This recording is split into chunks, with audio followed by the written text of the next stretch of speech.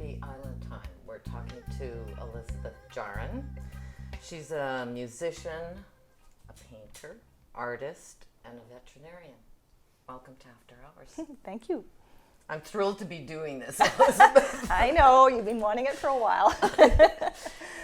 So how do the different skills that it takes for all the talents you have, how do the skills touch each other, and how do they all tie together?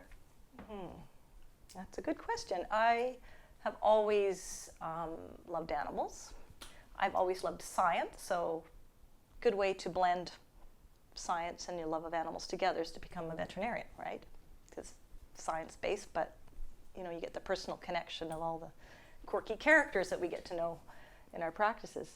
So I don't know, I always played music since I was about 4 years old.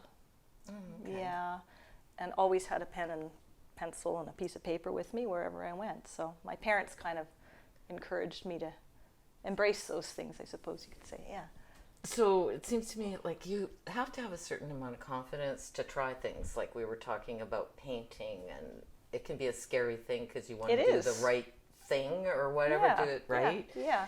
So can you talk a bit about your family and, you know, how they encouraged that? How did you get to touch animals and get close to them? Well, I did grow up as an only child, and my parents, very strict European parents, but very loving and very encouraging. And basically my dad said, you could never say no, there's nothing you can't do, is basically what he told me, and I grew up with that. And it was a bit scary at times because there's lots of things I felt I couldn't do, but that wasn't even allowed, you know. So always encouraged to try, and you know, if you fail, you try again. So were they artists? Did they play instruments? Did you have animals growing up? Oh yeah, I always had cats and dogs, and then horses when I was a teenager. So. Well, that's kind of a typical thing. Pony club, yeah. Girls and horses. Yeah. I think my parents wanted to just keep me busy, keep me out of trouble, because it's only child, you know. Wanted you to be a good girl? Yeah, so they kept me busy at home with all this stuff, so, yeah.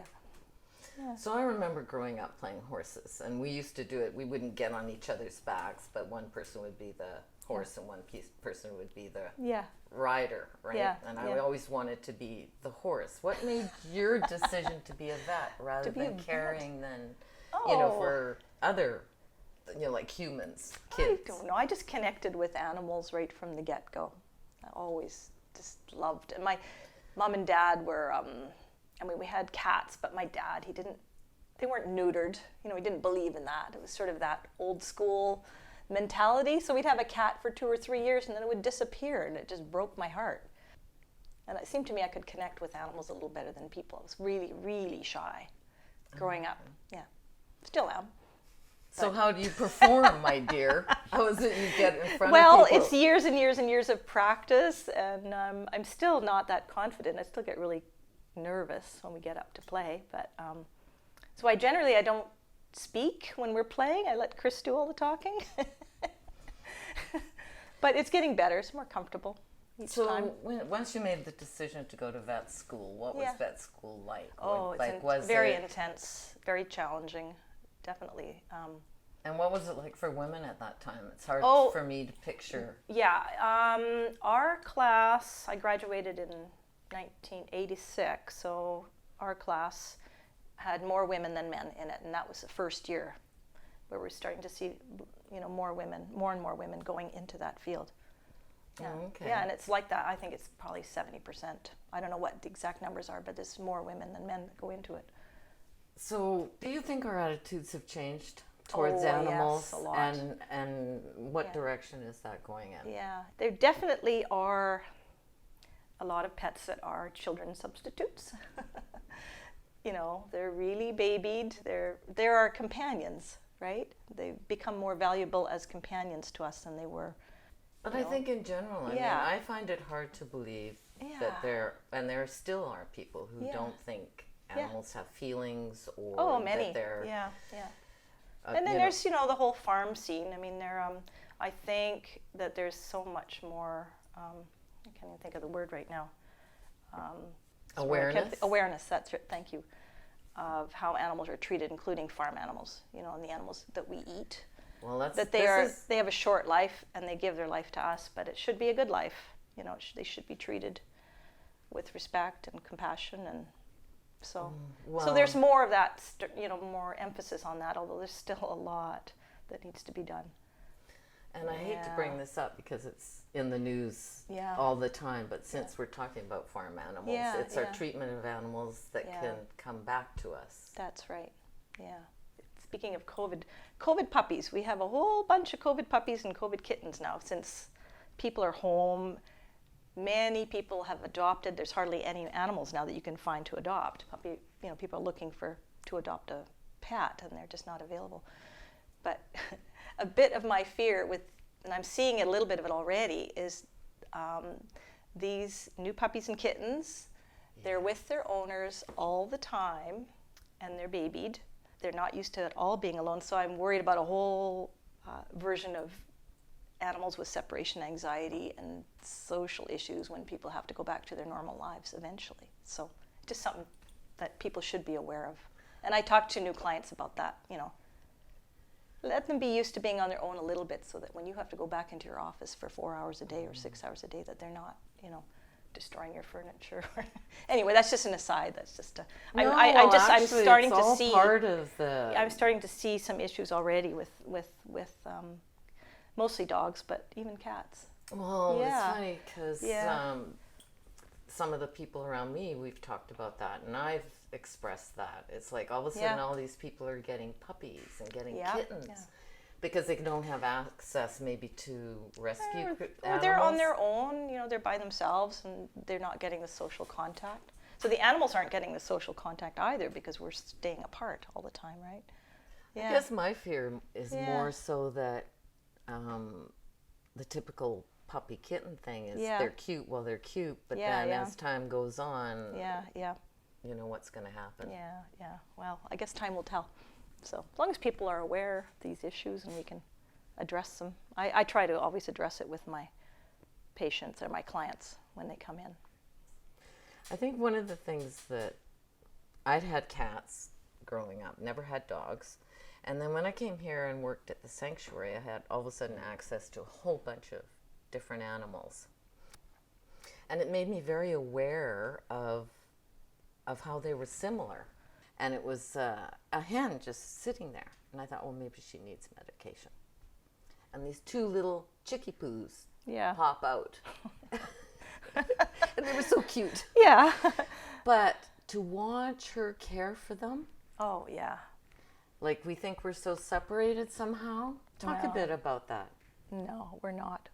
We're so connected to them for a reason, right? Because we see their needs, their affection. I mean, they're far less judgmental than people are. When I worked at the sanctuary, it was one of the best things that had happened to me. Yeah. And it taught me so much, the contact. Mm-hmm. And once I had some of the animals, I didn't even realize even after the fact for a long time, up until maybe not even a year ago, how much each of their deaths affected me. But I didn't really, you know, you just sort of keep going. I want to talk you to talk a bit about that because you deal with a lot of death. I want you to just euthanasias and just Well, they live far too short a life compared to us. I mean, so we get, you know, they go from birth to death in 15 years, and we live for 70 or 80 or, you know, whatever. But we do become so connected to them, and I think we just want to hang on to that at the end. But they give us so much, so I really feel strongly that we're not doing them any favors if we hold on too long at the end. Because they give their whole life, they give to us. They give their life to us. You know, they give us everything they've got. They're so forgiving. They're so non-judgmental in general. Our pets, you know, they just want to be with us. Most of them anyway.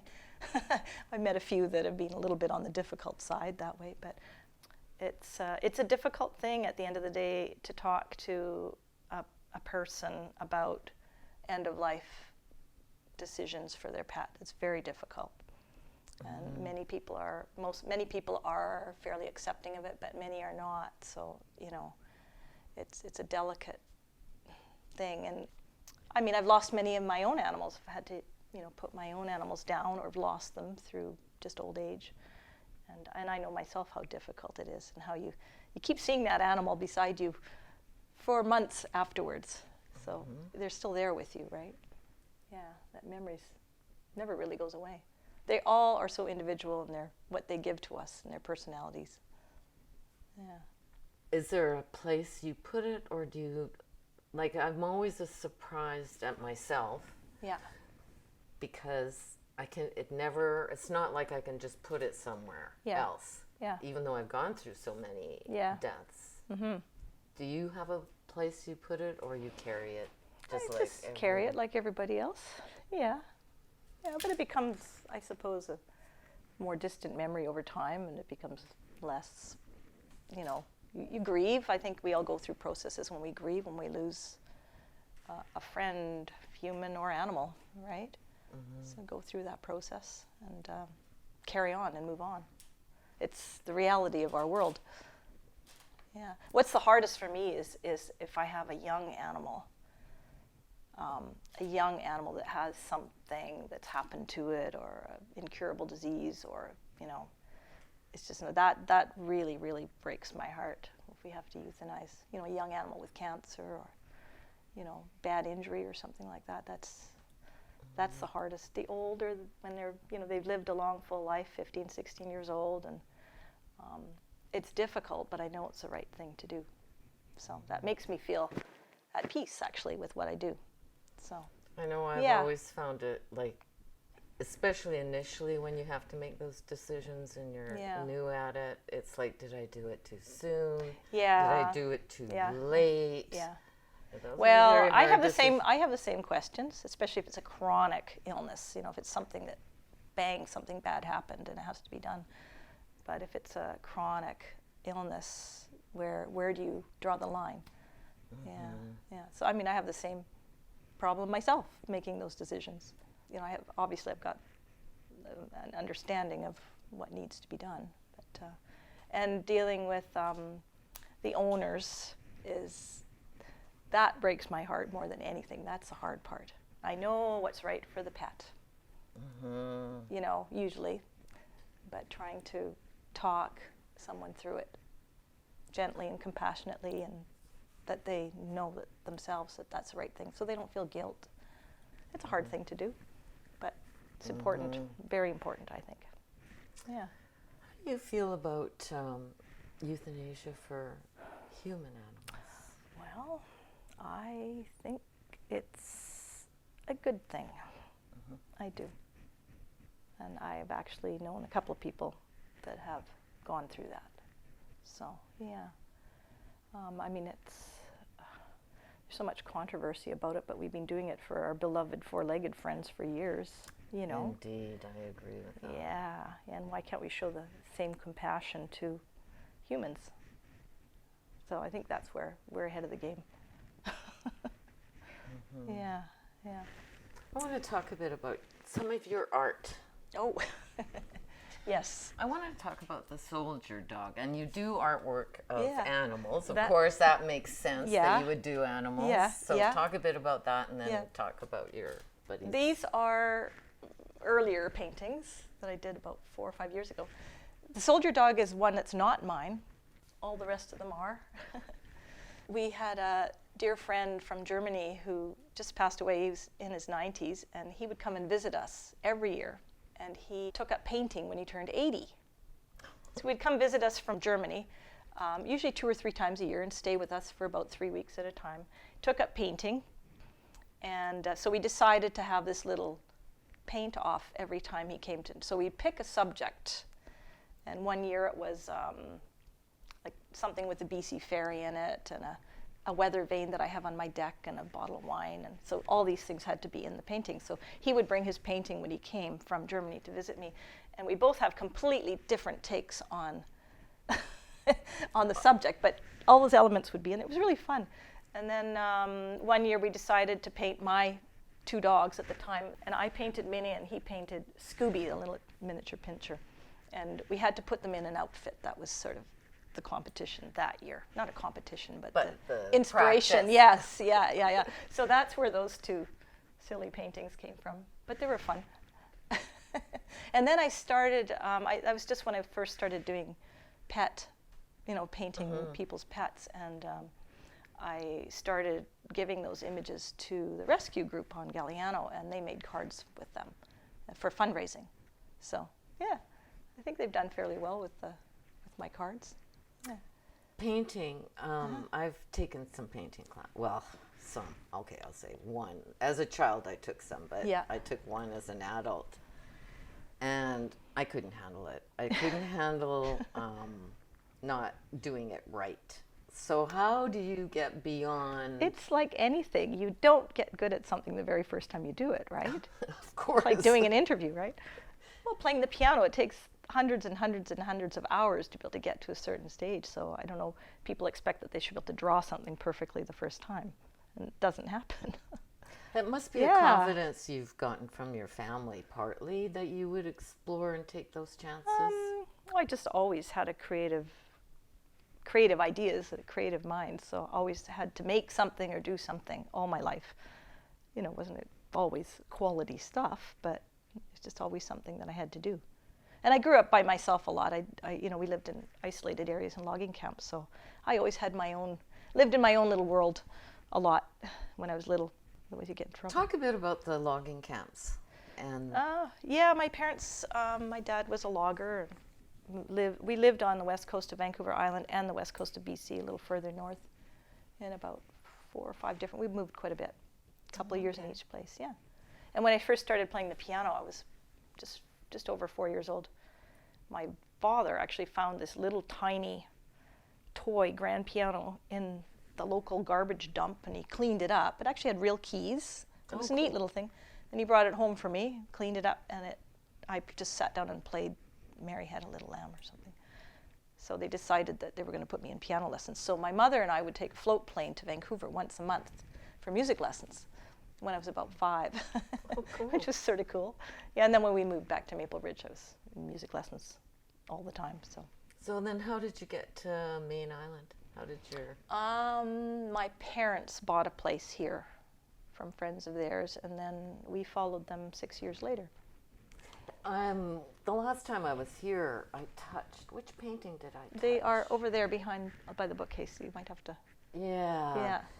And I thought that was interesting because it looked like it had texture, but it didn't. Three-dimensional. Just yeah. Talk a bit about that. Sort of the abstract. Oh, the abstract. abstract. The abstract does compare to the real. Well, I've been into the abstract lately. I signed up for an art class. I was just following someone on YouTube and Facebook, and I finally decided to sign up for a class, and she does mostly abstract. And I don't know, I just love it. It's just a whole different way. There's no preconceived thing. It's just from your head. It's just intuition. It's just intuitive painting. So and whatever you feel like. Bad, so right? It looks like, oh yeah. Yes. It can be very bad, but it starts out. So? Yeah. No, well, I mean, it starts out just playing with paint and color and just doing whatever. Yeah. It doesn't matter what it looks like. And then the idea is to try to tame it down and explore and bring it, cover the things you don't like and bring out the things that you do like. So it's been a learning curve, and I'm still learning a lot. You never stop learning, right? Yeah, but I like it. It's kind of fun. It's a great way to spend an afternoon after a busy day at work. Does it relax you? Does it help you with all the emotions of working with creatures that need help? Or... Yeah, this space in here, this has sort of become my little happy place, so my escape. So I asked you earlier about being nervous before a performance, or I'm wondering if you get nervous like before performing surgery or doing something. Depends on what the surgery is. Yes, sometimes. Yeah. And I think it's a good thing because it makes you make sure that you're as prepared as you can possibly be. No, I mean once you get into actually performing, whether it's surgery or music or whatever, once you get into it, the nerves kind of usually disappear. Well, we were talking about that just before even starting this and being nervous. Yeah, you do build confidence the more you do something. You know, do it enough times, it gets better. You've been to Italy.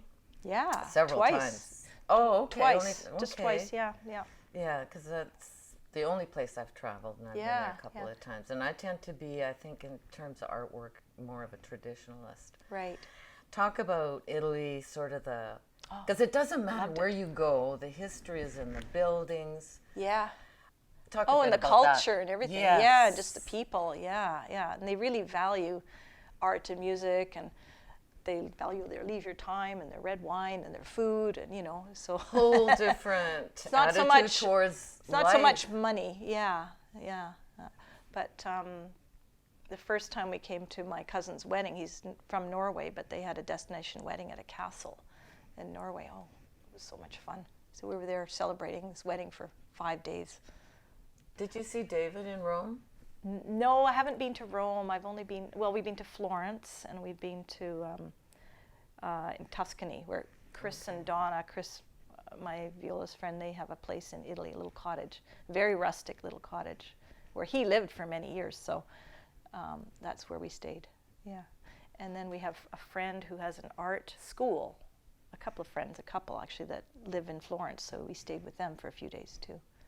Nice. Yeah. Actually, I had gone with a friend the last visit, and it was such a great trip. We actually stayed in people's places, which was exciting. Mm-hmm. Yeah. I almost moved there, actually, because of the lifestyle. Yeah. Yeah. It's nice. Yeah. People really value family. And time. Yeah. If they want to close shop Yeah. or do whatever, they're going to just That's right. have that big lunch, and that's what they'll the food is... do. Oh.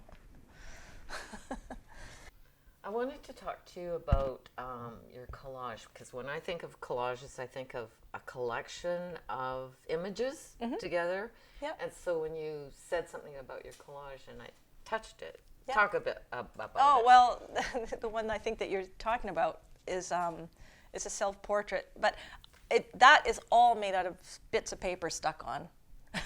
Scrap paper? A lot of the paper I painted.